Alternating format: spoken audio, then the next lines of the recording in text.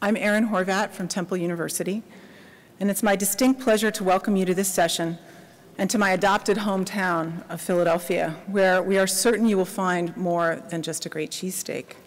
And you'll have to ask me after the session where you can find the best fried chicken and donuts served in the same restaurant. That's all they serve, the best in the city. I've asked our panel here today to explore the political dimensions of reform, paying special attention to the role research can and should play. As a way of framing the session and getting us started, I would like to share with you the view from Philadelphia. As in many other cities, in Philadelphia, funding is a continual struggle.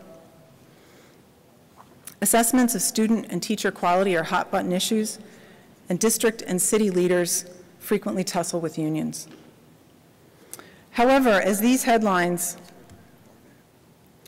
from the Philadelphia School Notebook, which is a really wonderful news service here in Philadelphia, it's independent nonprofit news service covering the public schools, as these headlines show, Philadelphia, like many other major cities, has not just a funding or a staffing problem, we have a political problem. The degree to which the problems confronting Philadelphia and other major cities are political in nature is underscored by this headline. This one's from last week. Principals in Philadelphia who have been asked to absorb massive cuts to their budgets, who operate without knowing how many teachers or staff members they will have to cut in the coming year due to funding shortfalls, and who are being asked to increase student achievement while running schools that cannot afford libraries or librarians, school nurses or counselors, and are housed in a crumbling physical plant. These principals stormed City Hall to, quote, dramatize the appalling conditions in their schools and ask city council members for more funds. Rather than attending to what I think of as the core technical and educational aspects of their roles, such as student achievement, meeting with parents, evaluating teachers, walking the corridors of their schools, or reviewing curriculum, these educators are spending their time trying to draw the attention of one of the many governmental bodies that could address the most central problem they have, the lack of political will to create the schools that kids deserve. Much that ails education in Philadelphia and the nation more broadly is not a lack of understanding of the technical aspects of education, that is, how to teach kids to read or do math, but rather generating the political will to provide all children with the schools they need to succeed. So I've asked the panel here today to consider the role of research in these questions, and as you can see, it's an impressive group. These are the questions that are framing our conversation today. First, how can research help to address a fundamentally political problem?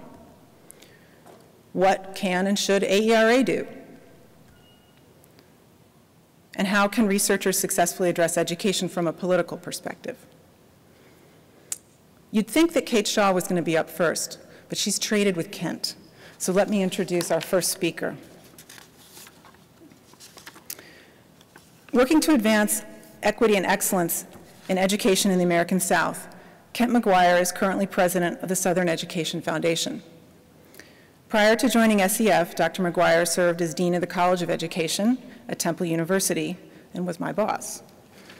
Kent has also served in the public sphere as Assistant Secretary at the U.S. Department of Education in the Clinton administration. He brings a wealth of policy and philanthropic experience to his consideration of these questions today. It's my great pleasure to bring you Kent McGuire. Are you want to come up there? I think it's probably better. Oh.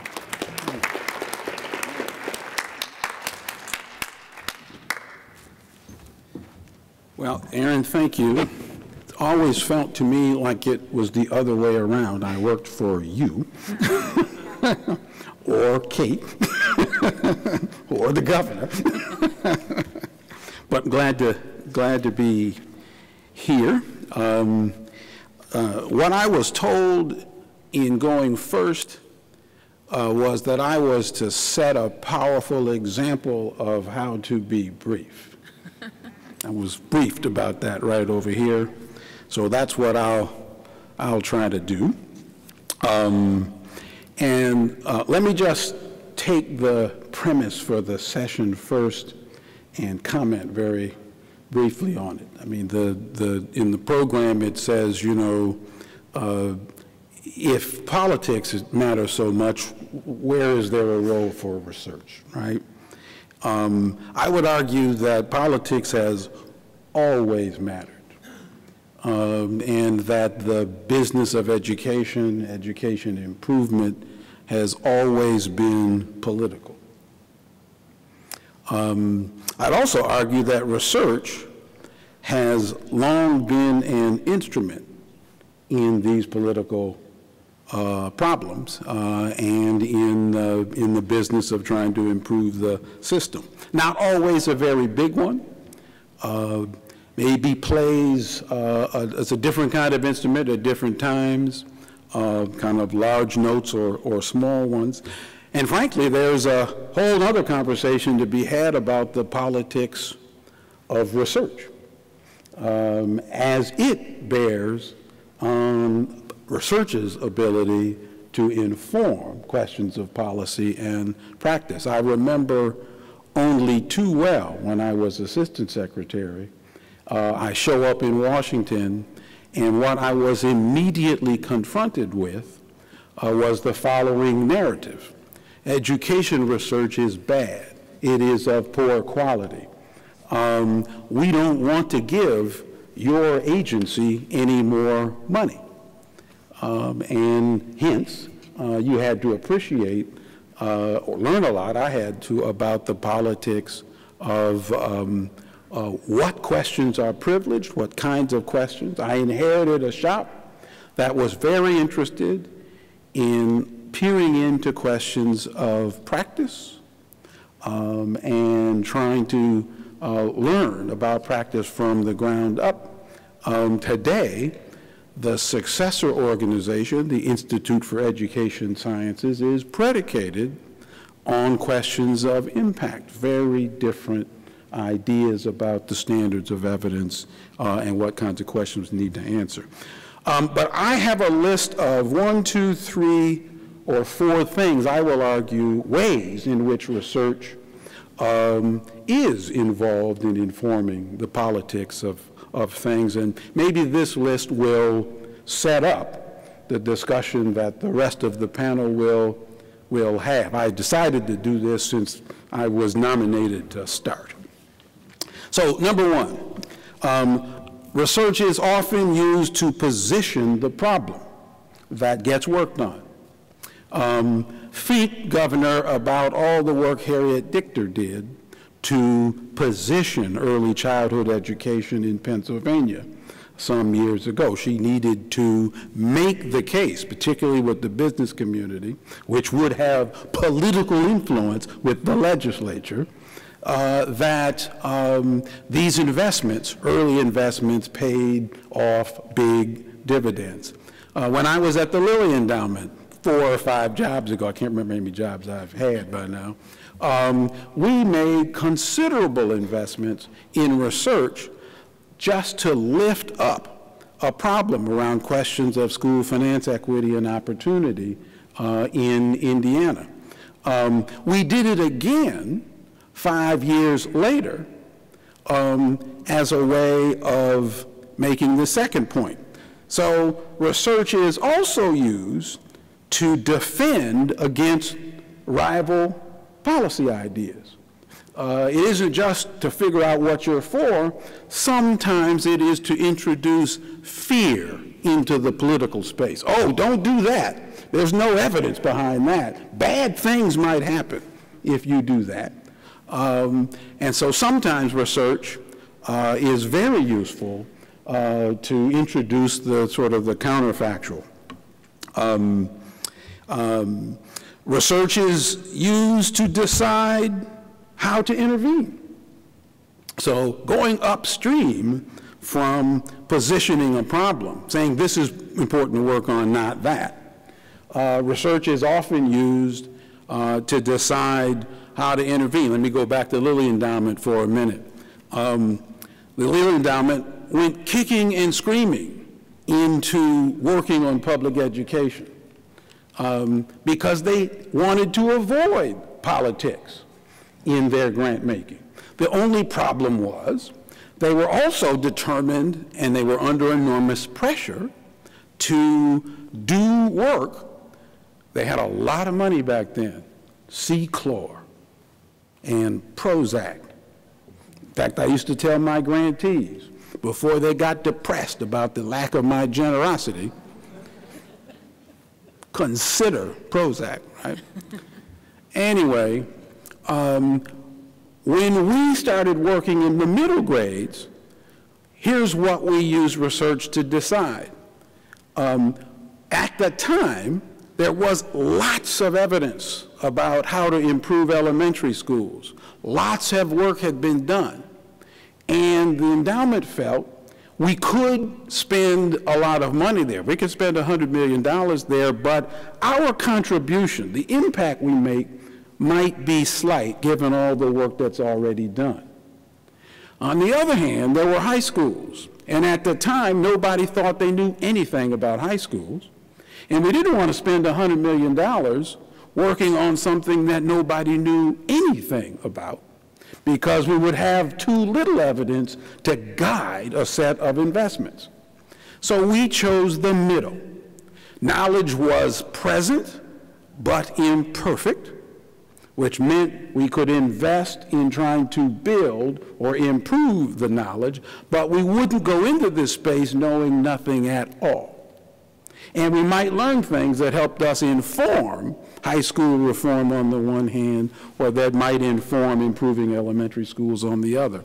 But we were decidedly in the business of using research as a basis to decide. So positioning the problem, defending against other people's ideas about what it's important to do, and deciding where and how to intervene are all three, I would argue, rather common ways in which research enters the political space. Last point, because I should be almost out of my time. Am I out of time? You got 55 seconds. 55 seconds, I can do this. I would argue that at the end of the day, the potential for research influence to increase is in direct proportion to the research community's interest in actually solving real problems. So the extent to which we could, in this community, be increasingly motivated by problems that other people care about, the likelihood that we would look to this community for assistance would go way up. When we get to question and answers, I'll hand you 3 or 4 real problems that we could work on, but now I'll pause. Thank you. Thank you, Ken.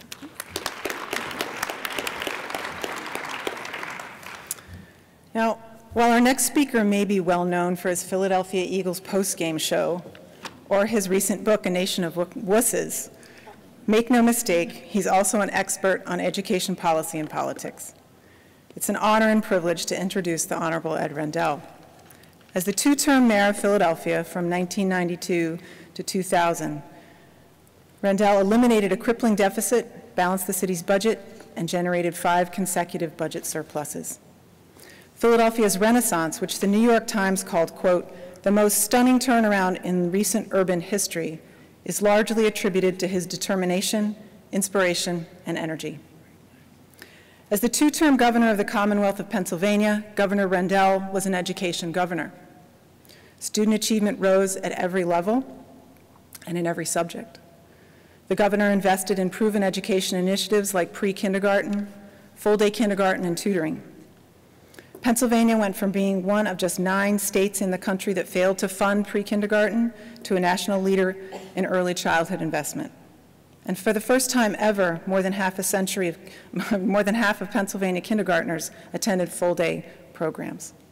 After 34 years, though you wouldn't know it to look at him, in public service, the governor continues to focus on issues of central concern to the middle class: education, infrastructure, and the environment.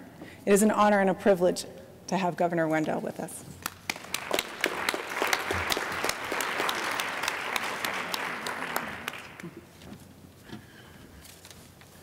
Good afternoon, everyone. Let me begin by saying I'm a great believer in the work that all of you do and the work that AERA does. Educational research can be an important component in driving the political process. Now, you might not believe that, but it's so. I jotted down a few notes. Research can really be helpful in three given areas. Number one, it can shine a light on shortcomings that exist, and by shining a light on those shortcomings, it can effectuate policy.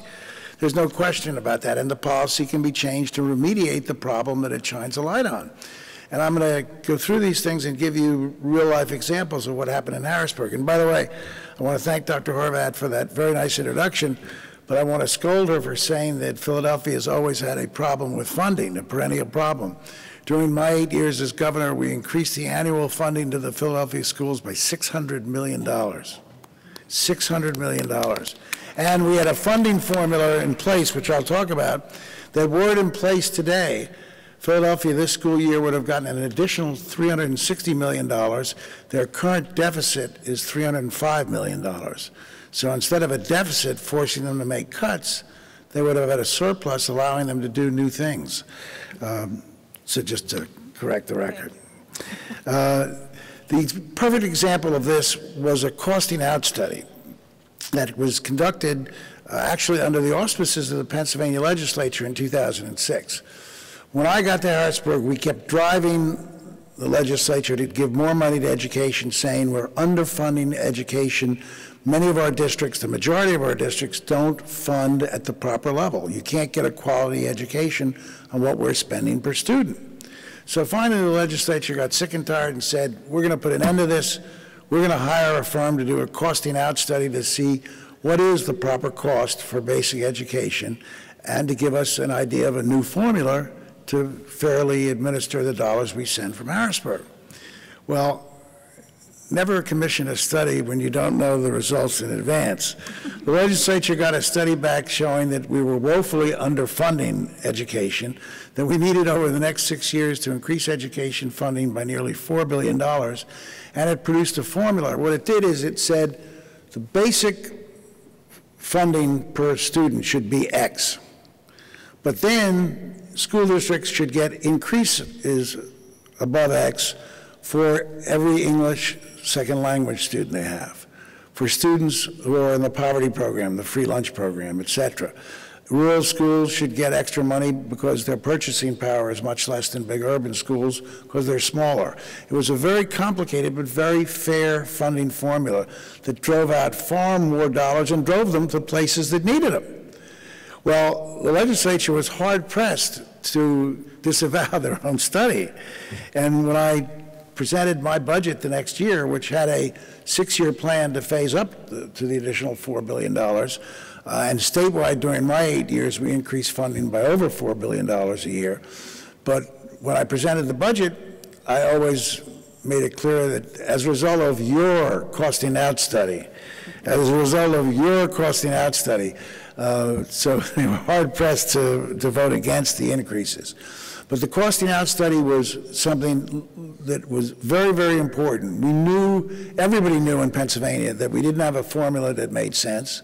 And everybody knew in Pennsylvania that we weren't funding education, at least in our poor schools, and that was over half of the districts. We weren't giving kids the dollars necessary to have a quality education. Interestingly, I always tell the story, and Kate Shaw's probably heard me tell this story, about addressing Teach for America one day. And I addressed Teach for America, and I talked about something that happened in my first year as governor when I announced this push for increased early childhood funding. And I went around the state on a fly-around the next 2 days, and I went to Norristown. Norristown is a suburban city that's very mixed racially. It's got a lot of poor kids. And I was introduced that day to give my remarks in the assembly room by the student council president, who was a young man by the name of Paul Perry. And he introduced me by saying, Governor, can you tell us why in Montgomery County, one of the 50 richest counties in America, some students are given Palm Pilots to begin the school year, but others aren't even given books to take home? He wasn't pointing the finger of blame at me. I'd only been governor for 5 weeks, but as an adult Pennsylvanian, I felt ashamed. I told that story, and little did I know that Paul Perry was in the audience and had signed up to be a Teach for America volunteer. A great story. But So everyone knew the problem. Research was essential to forcing politicians' hands. Sometimes research can be so cogent, so overwhelming, so crystal clear that it forces action. That's not always the case. There are many times when research is ignored because it doesn't come up with the right answer that politicians want. But here we were able to use this study, take it all around the state, editorial boards, PTA groups, citizens groups, Chamber of Commerce, and really essentially force them to swallow their own study. So the research was crucial. We wouldn't have been able to do the things that we did without the research. The second area that research can be helpful is when research describes a solution of a widely understood problem, but with cost-effective solutions. Widely understood problem when I became governor. Pennsylvania was graduating high school students who were neither equipped to go to college or equipped to undertake the most basic jobs that required any specialized training. They simply didn't have the skill sets. In fact, when I was campaigning for governor in 2002, I toured the Sony plant. At that time, Sony had a plant in southwest Pennsylvania, south of Pittsburgh, in which they produced those huge TVs, not the flat screens. We didn't have flat screens yet, but the very big, large 36, 40-inch TVs. And I toured the plant, did the obligatory photo op, and then I spent an hour with the Sony executives. And I said, what can we do to help you? And they didn't ask for a ramp from the turnpike. They didn't ask for additional funding. They said, do something about education. They said, Governor, we draw our kids from 5 counties, school districts in 5 counties, not just Pittsburgh, 5 suburban counties. And in the 10 years we've been here, we've seen the basic skill level of those kids diminish significantly. You've got to do something to change that course. So everybody knew that our high school kids were graduating ill-equipped. So I wanted to change that. I wanted to make sure that we raise the standards, because raising the standards is the only way we're going to raise the level of education that kids were getting, and so that a high school diploma would mean something in Pennsylvania. Well, in fact, the legislature was almost unanimously opposed to that, including members of my own party, the Democratic Party. Why? Because Pennsylvania has had this long-standing tradition, and Dr. Shaw can tell you this, of local control, of local option. The local school districts should decide what's best for their kids. Well, that's what 500, at that time, 501 school districts were doing, and we were graduating kids that had no clue, no clue. So Penn State did a study in 2009, and the study was called the Local Assessment Validity Study, and it found that only 10% of the high schools in Pennsylvania, only 10% had high school graduation requirements associated with academic performance. Let me repeat that. Only 10% had high school graduation requirements that were in line with academic performance. Hard to believe. The other schools, you could graduate by your attendance record. You could graduate by if you were in a social service program. But academic performance was not the key to graduation.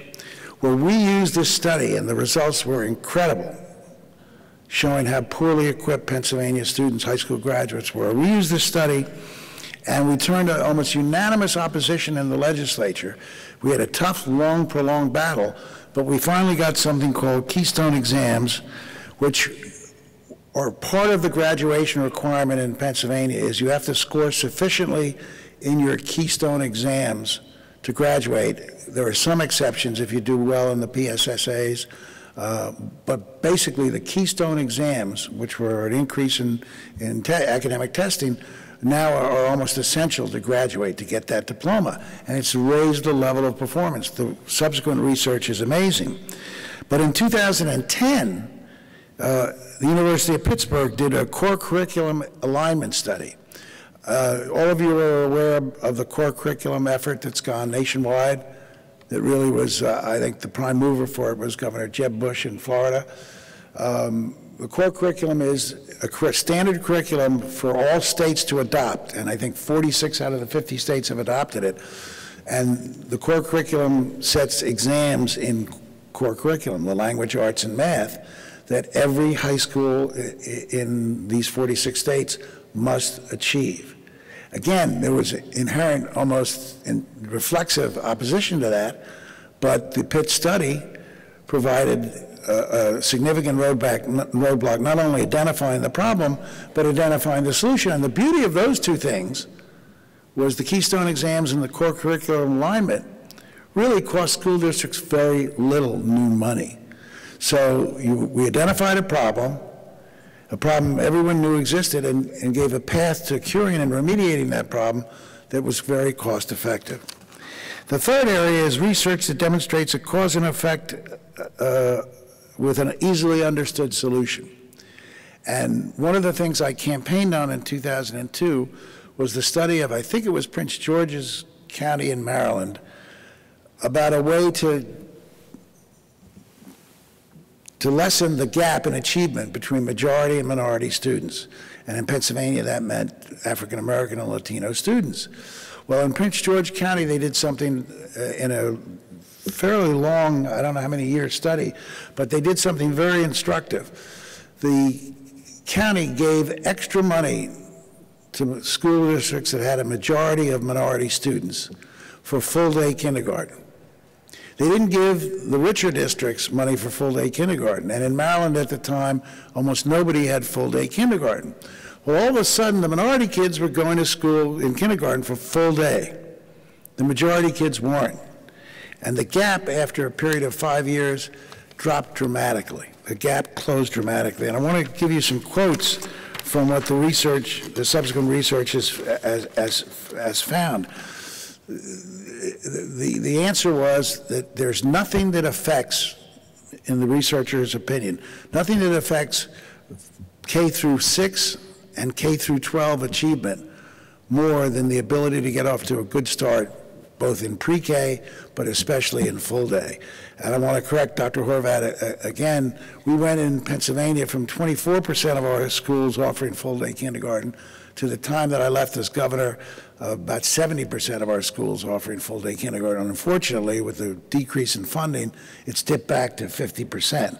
So you were partially right, Doctor. You were partially right. But at one point, we were over 70%, and now we're back down around 50%. Funding matters. There's no question about that. I can give you some other examples. We did it with high school, but in the interest of, I'm sure I've exceeded my time, as I told Dr. Shaw that I would, but in the interest of brevity, I'll just quickly sum up one. We did a program called Classrooms for the Future. And, you know, it had become sort of hip or in vogue to give students computers to take home with them and to study with, et cetera. The research showed that that was almost worthless. That what was needed was classroom technology to increase student participation and student excitement. We took that research and I developed a program called Classrooms for the Future. Pennsylvania spent $300 million putting laptops in every one of the 4 core curriculum courses in every high school at every grade, 9th, 10th, 11th, and 12th. We also gave the teachers smart boards. And most importantly, we gave coaches to the teachers to show them how to use the smart boards, how to integrate the smart boards with the kids' laptops. We had one coach for every 2 buildings in each school district. It worked unbelievably well, from students to teachers to principals to parents. The change in the atmosphere of high school classes in Pennsylvania was dramatic. Students went from sort of sitting there tuning out as the teacher would do something on a blackboard or read from a textbook to being involved in solving problems. Students would gather around the laptops and they'd get problems on the smart board and they'd be asked by the teacher to solve the problems. And the discussion level and the excitement level was unbelievable. I visited about 20 Classroom for the Future classrooms, and I went to one of the best private schools in New York City, and our level of attention, our level of creativity, our level of passion about classroom study wasn't 1/2 as good as it was in those high schools, because letting the students use technology, letting the teachers become conversant with smart boards and how to use the whole technology, the results were awesome. And the study that triggered this was a study that said, we need to move classrooms into the 21st century. We can't keep teaching in high school by the old methods of someone at a blackboard or reading from a textbook. So research has been of enormous help, was enormous help to me and to our wonderful Secretary of Policy, Donna Cooper, in achieving a lot of our goals. We were asked to address 3 questions, and I think I've addressed 2 of them. But the last one is, how can researchers successfully address education reform from this perspective? I would make 2 recommendations. Number 1, go to your political decision makers. Ask them what are their goals, and see if their goals are first laudatory, and if they are, try to figure out if there's research, either existing research or research studies that can be undertaken that would support them and give them ammunition to persuade legislators or to persuade other legislators to achieve those goals, number 1. Or number 2, if you were doing a research study on your own without sort of getting political okay in advance, well, you address in your study a well-known problem. You know your jurisdiction. You know the problems. Are the problems that high school graduation standards aren't good enough? Are the problems is that you don't have enough pre-K and full-day kindergarten? Are the problems that class size is too great? Are the problems that high school is very inefficient in producing results? Well, if you're going to do a study, address the study to those specific problems. And bear in mind what's achievable and what isn't achievable. You know, one of the things that we didn't do as well as when I came in, I thought I could just blow past that local option, that the local school districts will decide what's good for you. I thought if I had research and if I was willing to give them the money, why couldn't we dictate from Harrisburg? Well, we couldn't dictate from Harrisburg because it was a long tradition, but we wound up finding ways to use money as a carrot that allowed us to dictate. So, thank you for your work. Your work is essentially crucial to people who want to reform education in America. It can be extraordinarily useful. It can make the case in ways that politicians can't make the case.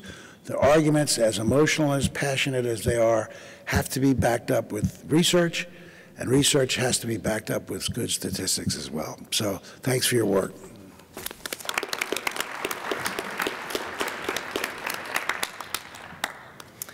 Since 2009, Kate Shaw has been the executive director at Research for Action, a Philadelphia-based nonprofit working in educational research and reform to ensure opportunities and outcomes for all students.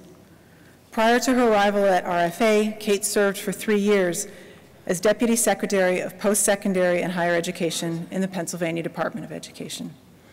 She was primarily responsible for developing and implementing policy designed to increase the quality and accessibility of post-secondary education throughout the state. Kate was also a faculty colleague in the urban education program at Temple for 10 years. Her scholarship focused on issues of access and equity, and her book, Putting Poor People to Work, How the Work First Idea Eroded College Access for the Poor, was published in 2006 by Russell Sage and was a finalist for the C. Wright Mills Award of the American Sociological Association. Kate is uniquely positioned to help us explore the intersection of research and politics.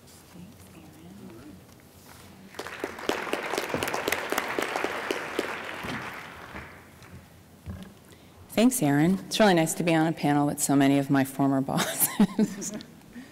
And as Erin mentioned, I was indeed fortunate enough to be in the Rendell administration, and so part of one's job when you're in the Rendell administration is to make sure that we get back on track after he goes over his time limit, which he did. So I'm not going to really talk about myself today. I want to talk to you about the organization that I lead, because I think in many ways it's an experiment in whether or not educational research can be used to inform and influence policy in a consistent manner. So Research for Action, I've only been at this organization for the last 4.5 years, but it's existed for 20 years, and it's an independent nonprofit educational research organization that typically had focused primarily on Philadelphia, but has grown, the focus of our work has grown to a more national stage in addition to our work in Philadelphia in the past 4 years. And so I did leave Temple. I did leave a tenured position, primarily because I had been in policy for 4 years with Governor Rendell, and I really wanted to see whether or not we could use research more effectively to move policy forward that I thought was important. And so in thinking about what kind of research can move policy forward, there's a couple different criteria that I think research needs to meet in order to get the attention of policymakers. So everybody in this room, and including myself, is committed to making sure that research is as rigorous as possible. That's a necessary but not even close condition to making sure that research is going to be used. So all educational research that's used to inform policy needs to adhere to rigorous standards. But in addition to that, I would say that there are 3 additional qualities that this research has to have if it's actually going to reach the desk of somebody like Governor Rendell. The first is that the research has to be relevant to major policy issues that are currently being discussed. And that's really difficult to pull off sometimes. You can be doing research on something that's really important, but if the timing and the relevance, if the timing is off, for one thing, it may hit somebody's desk after the decision point. And if the work itself isn't relevant to current policy, it's not going to be paid much attention to policymakers. But the work also has to be written and presented in a way that's accessible to policymakers. Most policymakers don't have PhDs in education or sociology, and I think more importantly, they're really busy. They don't have a lot of time to read long reports. And so I was the Deputy Secretary of Higher Education. I came from academe, and I was trying to create and enact policy, and I was looking for research to help inform my work, and very frequently I couldn't find the research that I needed, or even if I found it, I couldn't absorb it all in time to inform the decision making that we were engaged in. So in order for research to really inform policymakers, not only does it have to be rigorous, but it has to be timely, it has to be relevant to the policy, and it has to be accessible to policymakers that may not know sophisticated statistical techniques and may not have the time to read a 35 or 45 page brief. So in my own organization, as I've really tried to increase our capacity to do relevant and useful research, I've used a few different strategies that I think have paid off. The first thing that I've done is ensured that my organization has developed strong and sustained relationships with school districts and policymakers. It's really important to be constantly talking to the folks that are doing the kind of work that you're interested in terms of policy, if you want to understand what's on their agenda, and you also want to understand the timing of when they're going to try to move a policy or implement a policy. The second thing that I've done in my organization is I've invested a significant amount of resources in communications. It's not, you know, it's one thing to produce a nice piece of research, but if it's not accessible, if it's not attractive, if the most important findings aren't served up early in the document, the research is much less likely to have an impact. And so we have a whole communications department in my organization that does nothing but try to translate the research that my research staff does into documents and PowerPoints and articles that are accessible to non-researchers. The third thing is that I've tried really hard to hire people that are really committed to the applied mission of the organization. So the thing you don't want to do in an organization like mine is you don't want to hire people who would prefer to be a tenure-track faculty member, maybe couldn't get a job, and then comes to work for Research for Action instead. That's really not a good marriage, because you really need people who are willing to do most of their work and to produce products that are not going to make it into referee journal articles. Certainly we publish referee journal articles, but that's not our primary mode of communication, because not many policymakers or school district leaders are reading a lot of journal articles. And so if you hire people who are committed to the applied mission, it's a really good strategy for ensuring that the work that comes out of your shop is aligned to the audience that you're looking for. And then the fourth thing is that even though I have a lot of well-trained PhDs on my staff, I also have a whole policy department that by and large is staffed by really, really smart policy folks that don't have PhDs. And I think that's a really important combination to have in an organization like mine, because there's not that many PhD-trained researchers that are also really tied into local, state, and national politics. And so by combining our policy shop that has people that are really in tune with what's going on in educational policy at the local, state, and national level, combining that with, you know, really high-quality research is a really winning formula, I think, for increasing the odds that the research that comes out is going to be aligned to the needs of the policymakers that we're trying to reach. And so I just have one example of the kind of work that we've tried to do in order to basically fill a gap in Pennsylvania between folks that are trying to move policy and improve education and the research base that they need to inform their thinking. So a couple of years ago, we launched this initiative called the Pennsylvania Clearinghouse for Educational Research.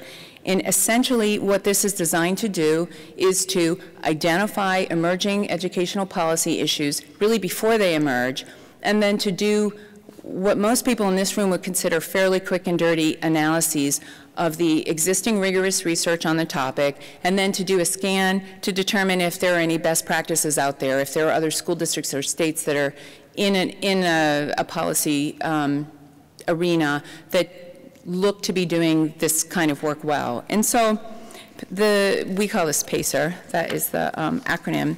So in the past couple years, we've produced 9 briefs, and I think it's been a fairly successful strategy for inserting the information that we collect and analyze into the hands of policymakers. So we've done briefs on teacher effectiveness, on charter school authorizations, school closings, cyber charters, performance pay for teachers. These are all issues that are really salient and relevant in the educational policy context in Pennsylvania. So we produced these briefs. I brought a bunch of them. They look like this. We summarize the information that we learn in Q&A format, so it's really easy for a policymaker to find the issue that they're really interested in and find out what kind of research is available to inform. And sometimes there is no research. So part of what we do is we only summarize the most rigorous research, and we're very honest about when there is no research base. And so that's really helpful to policymakers so that they at least know whether or not there's an evidence base for the policies that they're trying to enact. But in addition to producing these, we spend an enormous amount of time disseminating this information through multiple channels. Many times we produce a brief because we think that a piece of legislation is going to be introduced in Harrisburg in January. It turns out it's not introduced. It's introduced a few months later, so we reproduce the brief. We do media briefings. We write newspaper articles. We talk to editorial boards of newspapers. We do everything we possibly can to disseminate our work in as many forms as possible to maximize the chances that people who are in the process of making decisions, and also, you know, parents, teachers, community members that might be talking to their legislators, have the information they need to make informed decisions. And so I brought a whole bunch of these. If people want to take a look at them or come up and get them later, I'm really happy to have you do that. But I think I'm just going to close here by saying that I do, in fact, believe that educational research can inform policy, but I think it's a really difficult needle to thread, and I think that it's always a work in process. And even when you work in an organization like mine, whose mission is devoted to doing that, we're really lucky if we hit 500, if we bat 500, but I do think that there are lessons to be learned about how to do this better. Thank you.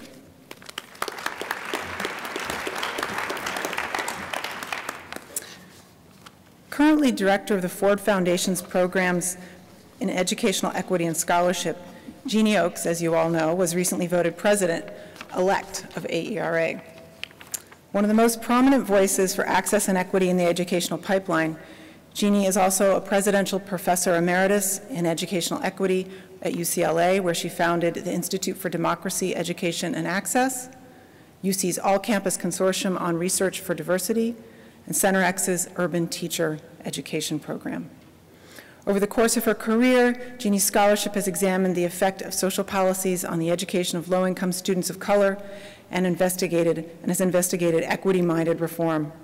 Her book, Keeping Track: How Schools Structure Inequality was named one of the 20th century's most influential education books. She's the author of 20 scholarly books and monographs and more than 125 journal articles, book chapters, and research reports. Not surprisingly, she holds numerous awards from AERA as well as many other organizations, and is an AERA Fellow and member of the National Academy of Education. We're so pleased to welcome Jeannie.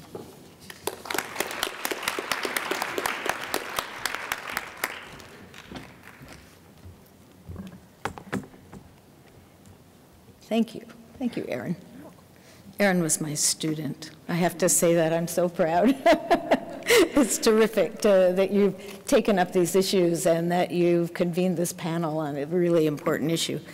I'm going to turn it, I think, in a slightly different direction, because my work has been so much about the policies and practices that shape the education opportunities and outcomes of the most vulnerable children in our society living in the most vulnerable communities. And those are low-income kids of color who are living in neighborhoods of concentrated poverty and increasingly racial isolation. And this work is incredibly political. It's not only political because it's about education, and it is about what most people see as the redistribution of educational advantages from advantaged kids to disadvantaged kids, which is extraordinarily threatening in the US and in many capitalist democracies.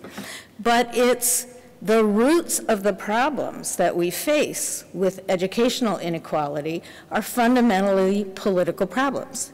Problems of poverty, racial isolation, and the disinvestment in supports or opportunities for poor children and their families. These are huge political problems. We know that we created these problems through policies, and politics struggle over the extent to which Americans will try to ameliorate these conditions or feel more comfortable keeping this gaping inequality in place. So, but political strategies are not the only thing at work here. Theories and evidence, as other people on the panel have said, are pivotal in helping Americans explain to themselves what the problems are, what the solutions are, whether or not it's possible to fix something. I mean, what we see today is driven by theory. And what we're seeing in school reform right now is very much driven by theory and by data. The problem is, for those of us who care about equity and high-quality learning for all children, the theories and evidence that are most dominant now are not theories about learning, and they're not theories about democracy. They're theories about economics and a particular brand of economics.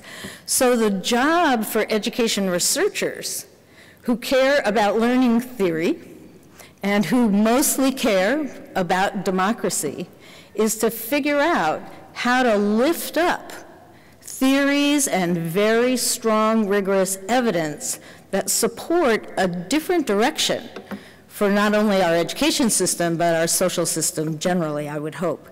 So researchers are essential to the mix of social policy, and mostly we've been pretty absent from it. The ones who are most influential, certainly right now and over the last 30 years, have been people who have stressed a particular brand of economic theory, Milton Friedman economics, and who've used econometrics and similar statistical strategies to identify what works in producing particular kinds of outcomes, mostly narrow outcomes as measured by standardized tests. It's become the common sense. We tend not to think about it as theory and evidence, but in fact, that's exactly what's driving this direction.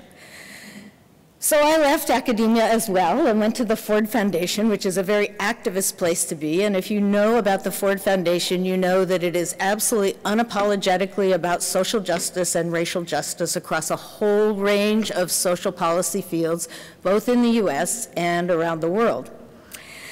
So my job as director of the Ford programs in education has been to work with my colleagues to come up with a theory of change and a theory of action, and then a grant-making strategy that could begin to break through this dominant common sense supported by theories and evidence that have very little to do with learning and development and little to do with cultivating democratic participants among our young people. So we've adopted a theory of change that comes a lot from my history of studying the implementation of equity-based policies, like detracking policies or desegregation policies.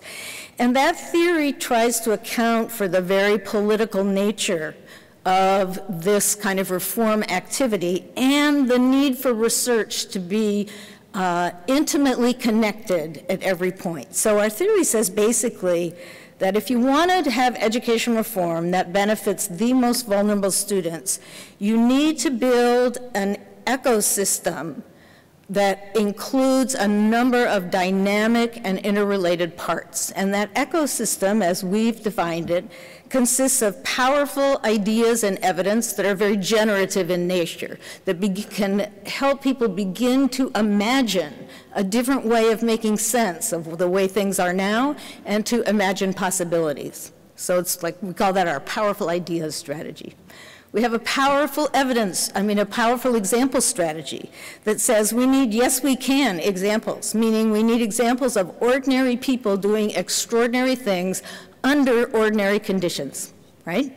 So we work in regular public schools, we work with teachers' unions, we work in places that are woefully underfunded, like the state of California, and try to lift up examples at that point.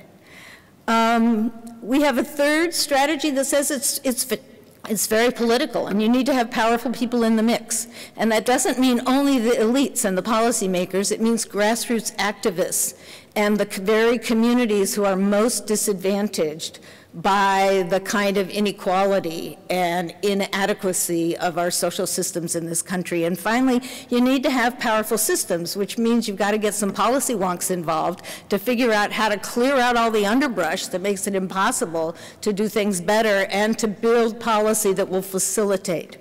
So I thought I'd give you a few examples. So one of our initiatives at Ford is called More and Better Learning Time, and it's grounded in the notion that childhoods in this country are so terribly and increasingly unequal that when you look at a child's day, from early in the morning to the time they go to bed at night, you see gaping disparities in the kind of resources, opportunities, supports, and relationships that lead to learning and youth development. So we've adopted a strategy called More and Better Learning Time, saying that in schools, in neighborhoods of concentrated poverty and racial isolation, we need to make normal a schooling structure, since public schools tend to be the only institution in many, many neighborhoods, social institutions. We need to use that infrastructure to build a schooling experience that provides for the least advantaged kids in our society the kinds of learning relationships, learning opportunities, learning supports, and learning resources that middle and upper middle class kids take for granted. Because if their schools don't give it to them, which they tend to in greater measure than in the lowest income neighborhoods, their communities provide it or their families buy it for them. So our strategy is to figure out this big equity goal, which involves a lot of school finance issues, but it doesn't come right at it. It comes at it as this is the time, the experience, the relationships that the most vulnerable kids need. So in our power, so I'm going to just give you a little bit because I'm out of time. But in our big ideas, powerful ideas category, we're funding Robert Putnam at Harvard, who's studying this notion of unequal childhoods and how over the last 40 years in this country, the change in the politics and the change in the economy have meant this huge divergence, which on the ground for children has meant extremely different opportunities for learning and development and growing up. That's a very big, powerful idea. He has President Obama's ear. So the idea of this idea being very generative. He's done a lot of this work in the white Midwest, because his notion is that inequality in this country is having terrible effects even in the white Midwest, that this is not only an issue about race in this country, although it's very much an issue about race. We have other researchers. We've got a team at UCLA who are studying, doing wonderful statewide surveys and case studies of looking at how time is used in schools in various kinds of neighborhoods, documenting that even when you have a similar amount of time in a school day, that how that time is used and the amount of learning time can be dramatically different. And included in that study is one private school, a case study of a private school that starts very early in the morning and goes into the evening, provides kids with all kinds of wonderful enrichment. We have people doing case studies on some of these. We don't think there's one best way to do more and better learning time in neighborhoods of concentrated poverty. So we have people who are lifting up and examining 7 or 8 different kinds of strategies of ordinary people in regular public schools working within union contracts that are creating more and better learning time. Some of it is the combination of academic and vocational education that really makes good on the all kids prepared for college and career, both, not or, both. We have schools that have completely altered their schedules. Anyway, you can find a lot of this on our website. But in each case, we have a researcher who is working alongside these models, trying to document and understand in fairly conventional ways the effectiveness, but not on just the limited indicators. We have the Annenberg Institute for School Reform developing a set of indicators that measure at the level of the student, the level of the school, and the level of community, what are the things you would expect to see? What are the impacts we really care about? And they've developed these indicators. Their research strategy has been very participatory, so that the people in these schools and in these communities are helping to develop these indicators. They're about to go into a phase now of doing some feasibility testing. And so at every step, at the idea of powerful ideas to drive the themes of social policy, of powerful examples, of providing partners with grassroots community-based organizations, so that just as Kate is providing policy briefs that are very, very useful and helpful for policymakers, a lot of our grantees, our researchers are engaged with grassroots community-based organizations, developing tools for them to understand and use research in the advocacy for their communities. And let me just close with one point. I think it's not only the substance of research that needs to be different to actually become a part of this ecosystem of change and transformation of schools, it's the process. People need to be willing to be public intellectuals, to get out there, to go on MSNBC. I love Melissa Harris Perry, as maybe some of you do too. She's a political scientist from Princeton. She's a public intellectual, stirring up the mix, bringing social theory in. We need to be partners with grassroots organizations, and mostly we need to know that while we have, and people always say, well, isn't that advocacy? The advocacy is not about us. Our work is to help people have tools available to them to inform their own advocacy. And when we worry that we're becoming advocates, we forget that essentially this is not about us. This is a democratic process about people deliberating and deciding, and we have a very important role to play. But we're only good at it if we keep to the highest standards of our profession and remember that we're researchers. So. Thank you, Jeannie. Our last speaker batting cleanup is Jeffrey Hennig. He's a professor of political science and education at Teachers College, Columbia, where he also served as chair of the Department of Education Policy and Social Analysis. He's the author, co-author, or co-editor of 10 books, including The Color of School Reform, Race, Politics, and the Challenge of Urban Education, as well as Building Civic Capacity, The Politics of Reforming Urban Schools, both of which were named the best book written on urban politics in separate years from the urban politics section of the American Political Science Association. His most recent book, The End of Exceptionalism in American Education, The Changing Politics of School Reform, was published by Harvard University Press in January 2013. He brings a wonderful sort of long view to these questions and hopefully can do a little wrapping up, and then we'll take some questions.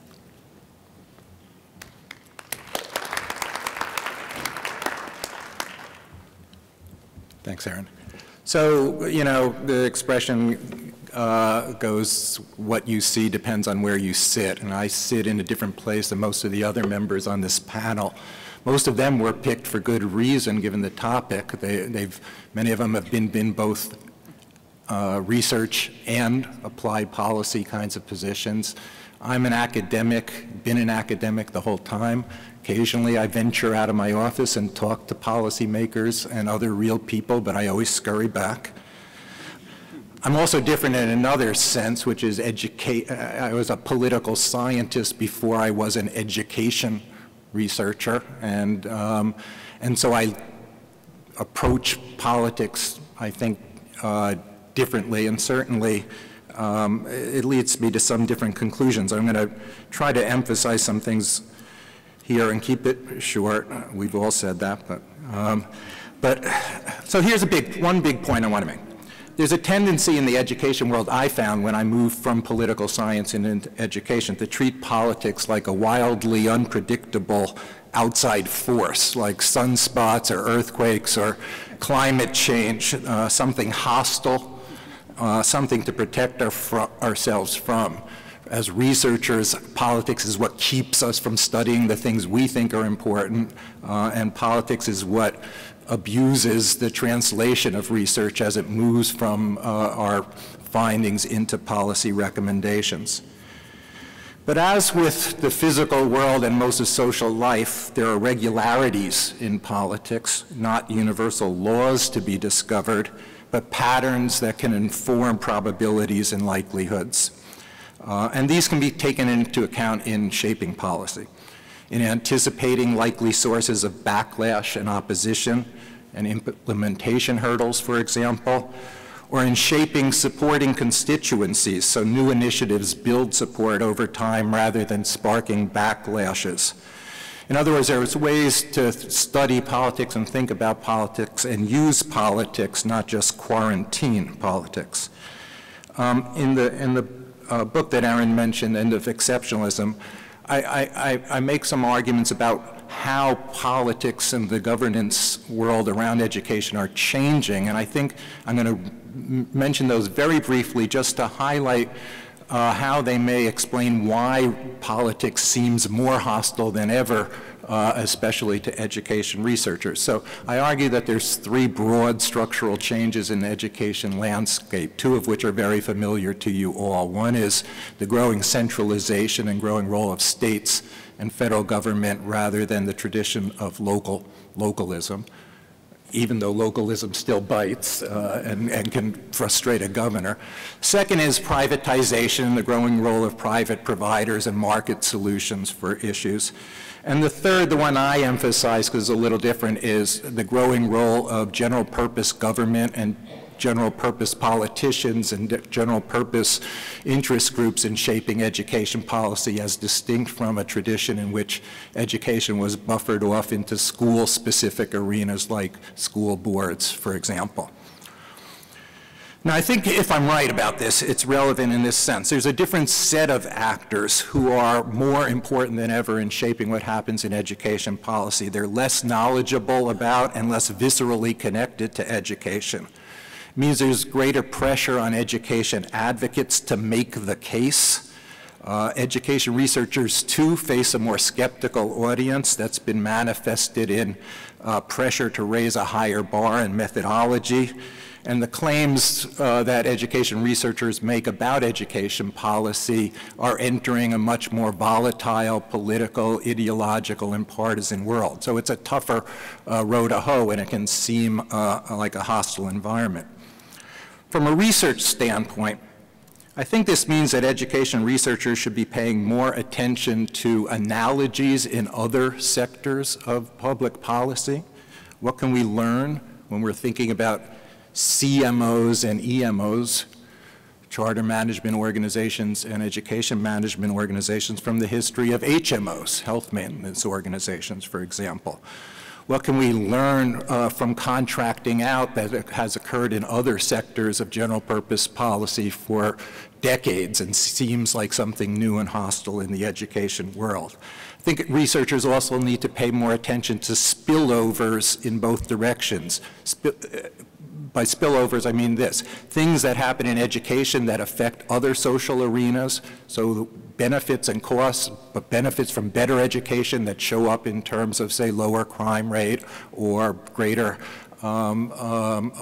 stability of a workforce, and spillovers in the other direction. How does housing affect education? How does social service delivery changes affect education? How do changing tax policies and fiscal policies affect education? That's the currency, the language in which these general purpose governments and politicians, have to deal with. They don't look at education in isolation. They look at it in the context of other demands on public attention. Specifically, now I want to make one last point. And this is in contrast to some of the arguments that have been made by some of the other folks up here. And I'm going to make it sharper than I might just for the sake of stirring things up. So I want to make an argument about a warning about too eager an embrace of the idea that researchers, especially academic-based researchers, should mold themselves to better fit the needs of the polity as defined currently, as defined by what's being chattered about on Fox News or MSNBC or whatnot. And even I might want to make an argument against an over-eagerness on the part of researchers to see their studies talked about and put more charitable construction on it, having some influence in the real world. Those things are good and important. I think groups like Research for Action are really good and important to have. But playing off of Jeannie's point about an ecosystem, I want to say to the folks out there who are in academic institutions that there's a value to taking your measure of what's important from other sources as well. Talk about Robert Putnam. I think if Robert Putnam had gone, a couple decades ago to politicians and asked them, what should I study next? Social capital would not have been the answer. And so I guess I'm suggesting that there's a role for counter-cyclical research on things that are important in the long run but may not be on the agenda in the near term. And that's partly a pragmatic pitch, which is to say, as Kate and others have said, it's really hard to time the waves of contemporary interest in a policy if you're trying to do good research and have it come out at just the right time. From a social standpoint, we need people studying lots of different things. Some of them will turn out to be studying the things that come to fruition at the right time for policy decisions, but we don't need everyone trying to guess what that time is. I think that's a problem. And from a more deeply theoretical standpoint and democratic standpoint, this is my last point, I think counter-cyclical research is of value because the politics and attention of the time has a political cast to it. Some issues are defined in and some issues are defined out, and in the long run, some of the issues that are not garnering attention at any given point in time are, in fact, the very important issues. So you should take solace in terms of that, and I think at least some of you, I hope, will continue to use that as your compass in selecting your research approach. Thank you.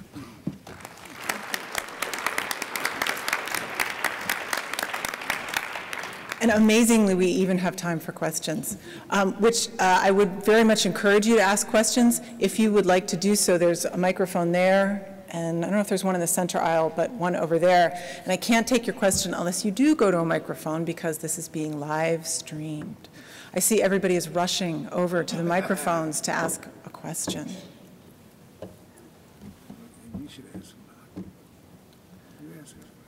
I have some questions, in fact. Look, there's someone, Aaron. There's Aaron. someone with a question. Yes, your question. Well, I'm Rose Baker from Penn State. I'm at the Center for Evaluation Education Policy Analysis. And several years ago, it was on the 5th year of Classrooms for the Future, I came on as the evaluator. And then the next 2 years of Title IID. So I was very happy that you talked about going on with this project. Because there were a number of people at the same time that were saying that wipe out computers, that we don't need these, we don't put these into the classroom. Students need to think about this stuff in their more critical ways that they had before. But one of the things, in addition to the engagement piece that happened, was a part where the critical thinking piece happened. And in that critical thinking piece were changes that actually impacted the academic piece and the writing piece. And a couple of years ago, I was actually in this building doing a presentation at the ISTE conference about those changes that occurred in the writing and how those students are now thinking more critically in their writing. And one of the things that we see now and research that needs to be done is on the impact now of closing that disparity of textbooks that aren't in the hands of students by putting Chromebooks now in the hands of students. That students now have Chromebooks, they now have textbooks, they now have access to the just-in-time type activities that they can have in order to help support where they're deficient inside their education, and helping that whole part now of flipping the classroom. So I much appreciate, Governor, that you supported our endeavor. Well, thanks very much. It's interesting, you make an interesting point. When we first rolled out Classrooms for the Future, of course, we wanted to spend $200 million the first year, $100 million the second year. And the legislature went nuts, particularly the Republicans, not exclusively the Republicans, but they went nuts at that type of expenditure. And that was one of the years we didn't have a budget till late October. We just waited them out. But interestingly, after I was no longer governor, reports got back to me, Republican legislators would come to the schools to celebrate Classrooms of the Future, and they actually passed a resolution praising the Classrooms for the Future program in 2012 and didn't mention my name in the resolution. And we have a question over here. Hello, my name is Rosalie Friend. I'm a retired educational psychologist, and now I'm involved in the grassroots organization Save Our Schools. And my own concern, because I had taught assessment, was to see the children's scores aggregated to evaluate teachers. My background indicates that this isn't valid. What I read in the field from other researchers is that it isn't valid. And it seems to me that it might be obvious to the man in the street, if it was stated that way, that if you want to draw conclusions about the teachers by aggregating the test scores of their students, you have to make sure that they all have the same students or the same kind of students. Is this organization considering somehow to bring this to the attention of those politicians, officials, whatever? Not that using figures that are not accurate isn't good policy? So that sounds like a question for a president-elect to me. Right. I agree. Well, actually, I'm not president-elect until next Monday afternoon, so you'll forgive me if I know nothing about whether or not the association has thought about that. But I think that it's a really good example of a political debate that needs to be informed by really good research. And we don't see, I mean, and the notion of having groups like Save Our Schools be effective in advancing their point of view in this vigorous debate about something that I think is much bigger than the technical the technical accuracy of measuring, of how to measure teachers' effectiveness, but a much bigger debate about whether the problem in schools is a motivational problem and that you just need to have high stakes accountability to motivate people to do the right thing, or whether perhaps the problem is a capacity problem or a learning problem that needs to be tackled with other different kinds of strategies. And I think it would be extraordinarily, it would be a better debate if we had more education researchers who were interested in this theoretical grounding of these various opinions about what we ought to do about things like teacher evaluation, producing material that can be used by grassroots groups and by political elites to have a vigorous debate over how we want, what theories we want to guide our education system and how we want to proceed. Thank you. Kent has something to add here. Just 2 cents on the end of that. I do think that the incentives in the research community don't always help us out. I mean, to the extent that we get rewarded for taking big theoretical questions and breaking them up into small pieces doesn't help us when what we really need, at least from time to time, is folks being able to step back and take a view of the forest and really ask how are debates about these kinds of things joined. Thank you. On this side. Hi, I'm Erica Blatt from the College of Staten Island. I'm in science education. And I'm becoming, as many of us are, I think, increasingly concerned about what seems to be the loss of our voice in terms of, I guess, our loss of our voice to the corporatization of educational decision-making. And as we have more of an influence from these companies like Pearson and McGraw-Hill that seem to be dictating what's getting enacted in our schools. And I didn't hear much talk about that today, but I feel like that's a major issue in terms of how policy gets determined and enacted. And I just wonder if you could speak to that and how we might be able to move forward to sort of overcome some of these barriers that seem to be increasing within our system. Okay. Jeff?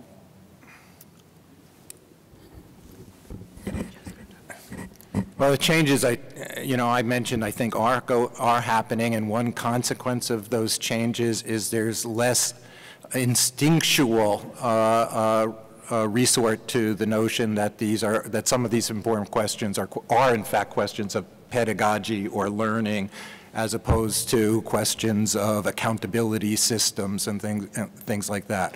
So, the structural changes that are happening around education are making it necessary, I believe, for educators to find a way to muscle up and contend in this more complicated world. You've got to explain and show that the expertise you have matters in terms of outcomes. People aren't going to entrust you with that anymore. There's a broad history of mistrust that's been percolated deliberately to some extent towards educators and particularly towards teachers' unions.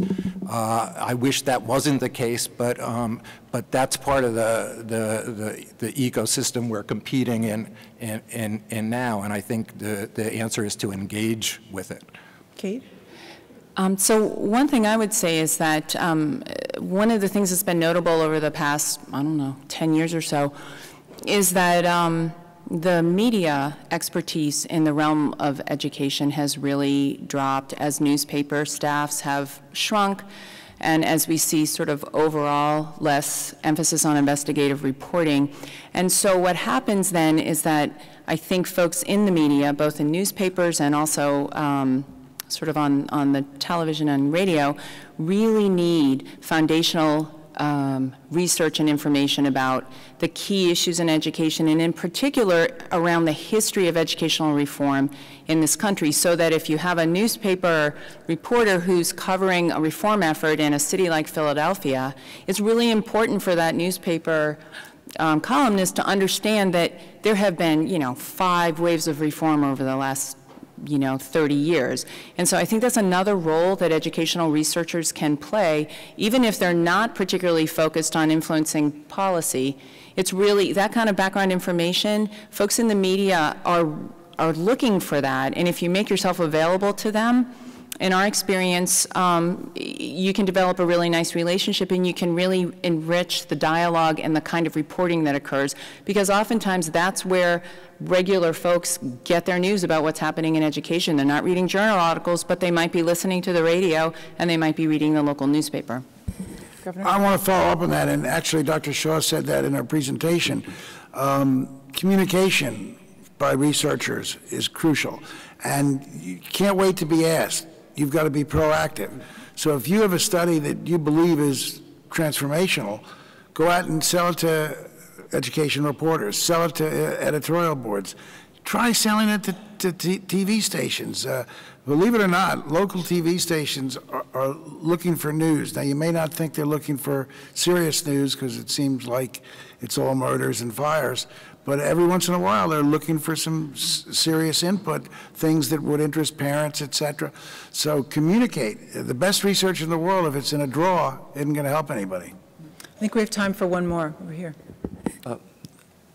Hello, my name is Johnny Jackson, and I'm a PhD student at Miami University in Ohio, not the one in Florida.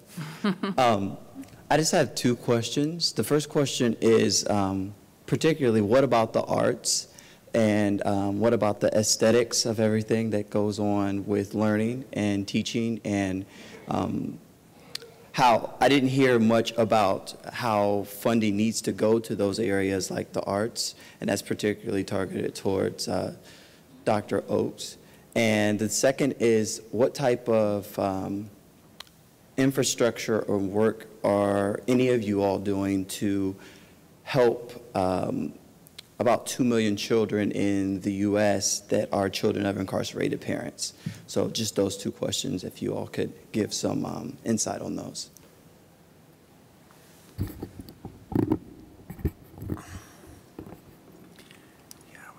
Well, I think your question about the arts goes right back to the theme of this session, that these are political decisions that get made.